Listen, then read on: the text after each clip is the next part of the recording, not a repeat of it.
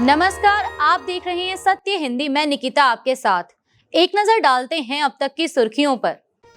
प्रधानमंत्री मोदी ने Bharat European union free trade समझौते की घोषणा की। वाइन, बियर, जैतून तेल, फल, प्रोसेस्ड फूड भारत में होंगे सस्ते। यूरोपियन संघ की अध्यक्ष बोली, हमने यह कर दिखाया। भारत और यूरोपियन यूनियन ट्रेड डील के बाद अमेरिका की पहली प्रतिक्रिया, वे खुद के खिलाफ युद्ध को फाइनेंस कर रहे हैं। अमेरिका प्रधानमंत्री नरेंद्र मोदी ने 27 जनवरी को घोषणा की कि भारत और यूरोपीय संघ के बीच मुक्त व्यापार समझौते यानी FTA पर सहमति बन गई है, जिसे करीब 2 दशक की बातचीत के बाद अंतिम रूप दिया गया। इस समझौते को मदर ऑफ ऑल डील्स कहा जा रहा है और यह वैश्विक GDP के 25% और विश्व व्यापार के 1/3 हिस्से को कवर करता है। दोनों पक्षों ने रक्षा, सुरक्षा, साझेदारी और ग्रीन हाइड्रोजन वर्कफोर्स जैसे समझौतों पर भी हस्ताक्षर किए। FTA के तहत वाइन, बियर, जैतून तेल, फल, प्रोसेस्ड फूड और मांस जैसे कई यूरोपीय उत्पाद भारत में सस्ते होंगे। यूरोप से आने वाली कारों पर टैक्स 110% से घटकर 10% होगा और सालाना 2.5 लाख कारों का कोटा तय किया गया है। यूरोपियन यूनियन ने कहा है कि भारत ने उसके 96.6% सामानों पर शुल्क घटाने या हटाने पर सहमति दी है और इससे दोनों पक्षों का व्यापार तेजी से बढ़ेगा, जबकि भारतीय निर्यातकों को भी बड़ा फायदा मिलेगा। यूरोपियन यूनियन की अध्यक्ष उर्सुला वॉन डेर लेयन ने भारत और यूरोप फ्री ट्रेड एग्रीमेंट की तारीफ करते हुए इसे मदर ऑफ ऑल डील्स बताया है। 77वें गणतंत्र दिवस पर मुख्य अतिथि के रूप में भारत आई उर्सुला ने प्रधानमंत्री मोदी और यूरोपियन काउंसिल के अध्यक्ष एंटोनियो कोस्टा के साथ संयुक्त बयान में कहा कि यह समझौता दोनों पक्षों की साझेदारी में नया अध्याय खोलेगा। उन्होंने बताया कि इस डील से करीब 4 बिलियन यूरो के टैरिफ घटेंगे और व्यापार व सप्लाई चेन मजबूत होंगी। प्रधानमंत्री मोदी ने इसे भारत के इतिहास का सबसे बड़ा FTA बताया और कहा कि इससे निवेश, नवाचार और रोजगार को बढ़ावा मिलेगा। यह समझौता 27 यूरोपीय देशों के साथ हुआ है। समझौते पर कानूनी प्रक्रिया पूरी होने के बाद औपचारिक हस्ताक्षर होने में लगभग 6 महीने लग सकते हैं। भारत और यूरोपीय संघ के बीच फ्री ट्रेड एग्रीमेंट तय होने के बाद अमेरिका की कड़ी प्रतिक्रिया सामने आई है। मीडिया रिपोर्ट्स के मुताबिक अमेरिका ने यूरोप पर आरोप लगाया है कि वह सार्वजनिक रूप से रूस से दूरी बनाने की बात करता है, लेकिन भारत के रास्ते आने वाले रूसी तेल से बने रिफाइंड उत्पाद खरीदकर अप्रत्यक्ष रूप से रूस और यूक्रेन युद्ध को फंड कर रहा है। राष्ट्रपति ट्रंप की टीम के वरिष्ठ अधिकारी और अमेरिकी ट्रेजरी सेक्रेटरी स्कॉट बेसेंट ने कहा कि और फिर से साफ कर दूं, रूसी तेल भारत जाता है, रिफाइंड उत्पाद बाहर आते हैं और यूरोपीय लोग रिफाइंड उत्पाद खरीदते हैं। वे खुद के खिलाफ युद्ध को फाइनेंस कर रहे हैं। स्कॉट बेसेंट ने यह भी कहा कि अमेरिका ने भारत पर रूसी तेल खरीदने को लेकर 50% टैरिफ लगाया है, जिसमें 25% जुर्माना शामिल है। UGC नियमों को लेकर बीजेपी के अंदर हाहाकार। कई बीजेपी नेताओं ने बताया रिवर्स डिस्क्रिमिनेशन। UGC के नए नियम लाने की वजह आई सामने। नए नियम आने से पहले जातिगत भेदभाव 118% बढ़े। UGC की नई नियमावली promotion of equity in higher education institutions regulations 2026 को लेकर बीजेपी और प्रशासनिक हलकों में बड़ा विवाद खड़ा हो गया है।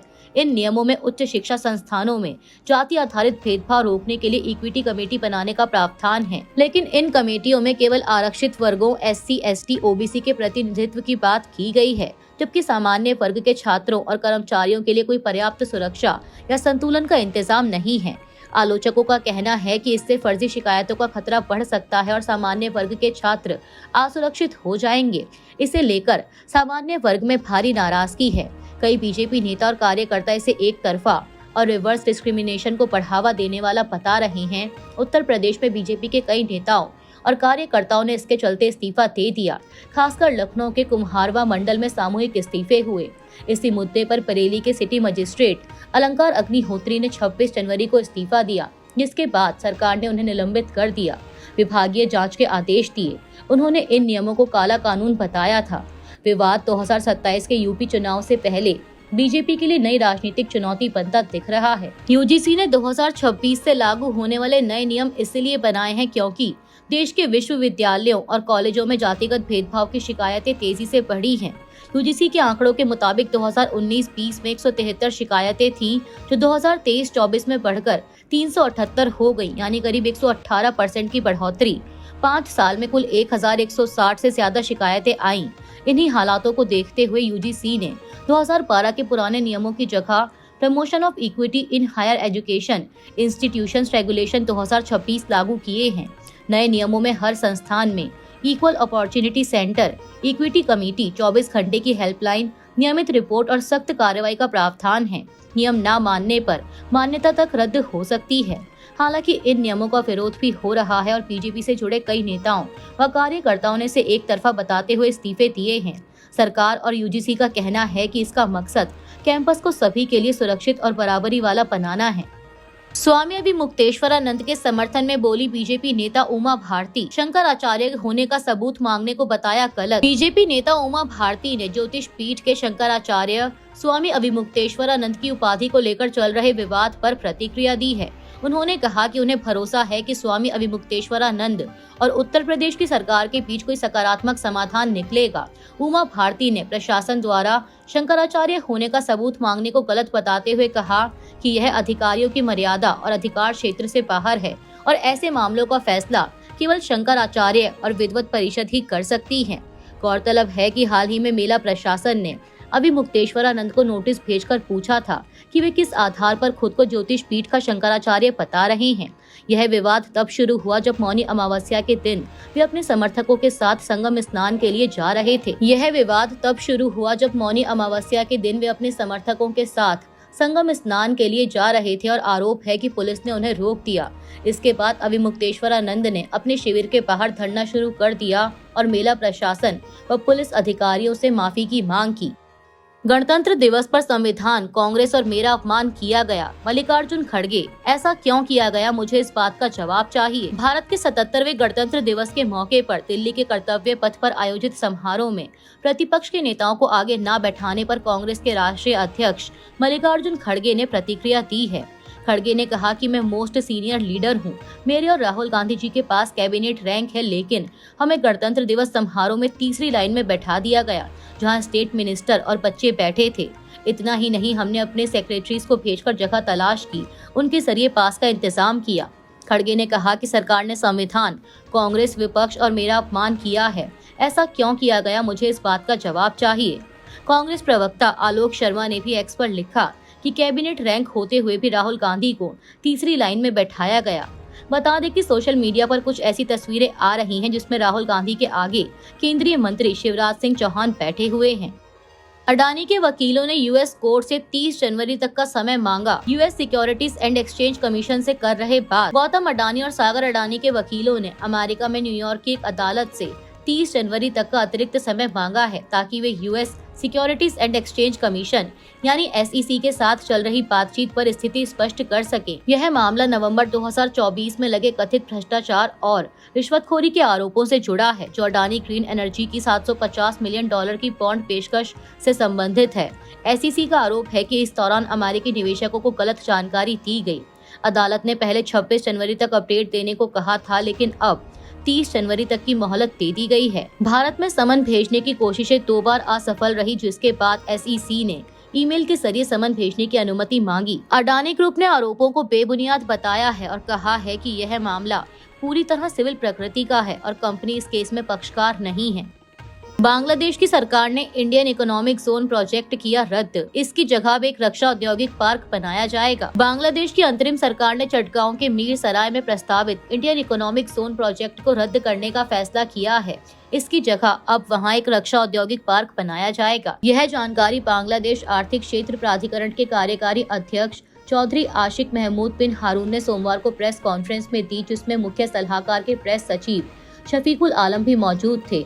यह फैसला ढाका के तेजगांव स्थित मुख्य सलाहकार कार्यालय में बांग्लादेश आर्थिक क्षेत्र प्राधिकरण की गवर्निंग बोर्ड बैठक में लिया गया, जिसकी अध्यक्षता अंतरिम सरकार के मुख्य सलाहकार प्रोफेसर मोहम्मद यूनुस ने की।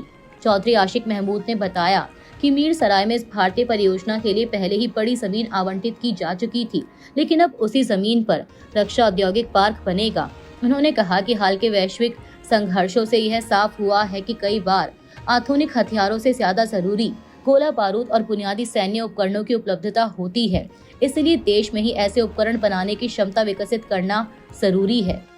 देश भर में कई सरकारी बैंकों के कर्मी हड़ताल पर। 5 दिन के कार्य सप्ताह की मांग को लेकर हड़ताल। देश भर में मंगलवार को सरकारी बैंकों का कामकाज पूरी तरह प्रभावित रहा, ताकि United forum of bank unions यानी यूएफपीयू ने 5 दिन के कार्य सप्ताह की मांग को लेकर देशव्यापी हड़ताल की। यूएफपीयू 9 यूनियनों का संयुक्त मंच है जो बैंक अधिकारियों और कर्मचारियों का प्रतिनिधित्व करता है।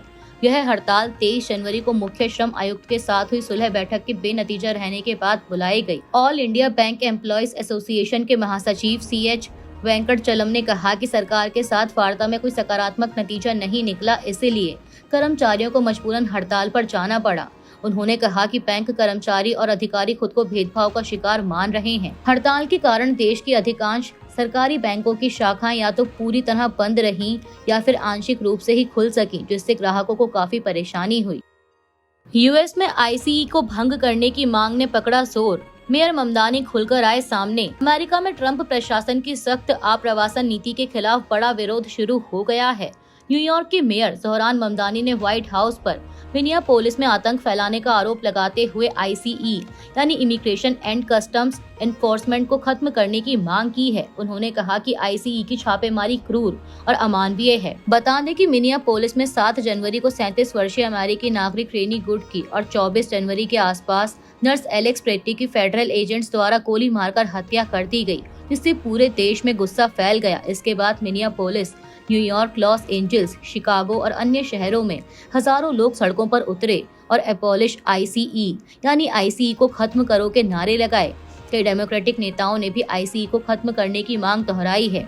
एक सर्वे के मुताबिक अब 46% अमेरिकी ICE को खत्म करने के पक्ष में हैं। अभी के लिए इतना ही। बाकी की देश दुनिया की बड़ी खबरों के लिए जुड़े रहिए सत्य हिंदी के साथ। Copyright disclaimer under Section 107 of the Copyright Act 1976. Allowance is made for fair use for purposes such as criticism, comment, news reporting, scholarship, and research. Fair use is a use permitted by copyright statute that might otherwise be infringing.